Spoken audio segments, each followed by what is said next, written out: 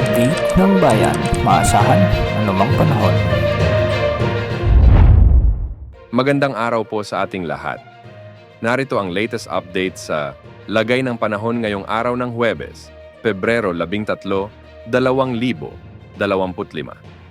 Patuloy nating minomonitor ang low pressure area na huling namataan sa layong 430 kilometro hilagang kanluran ng Pag-asa Island sa Palawan.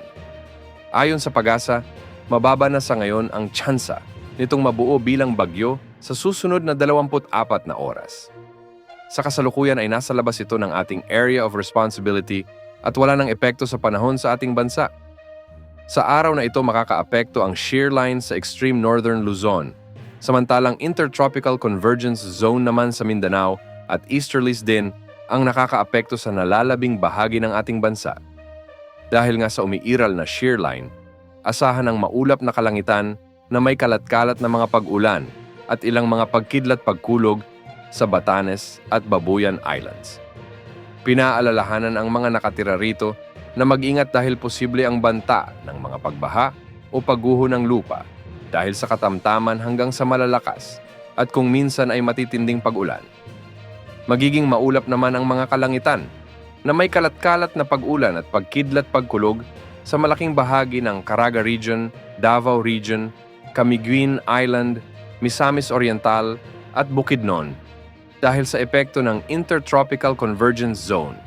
Kaya hindi rin inaalis ang banta ng flash flood o landslide dahil sa katamtaman hanggang sa kung minsan ay malakas na pag-ulan.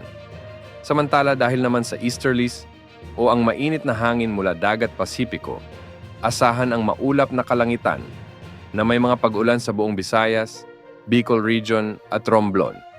Dahil dito, posible rin ang banta ng flash floods o landslide dahil sa katamtaman hanggang sa kung minsan ay malalakas na pag-ulan.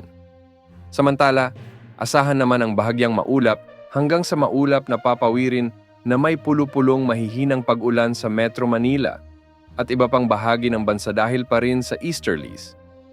Samantala, may nakataas namang gale warning sa northern seaboard ng northern Luzon, partikular sa Batanes. Mahihina hanggang sa katamtaman naman ng mga pag-alon sa nalalabing baybayin ng ating bansa.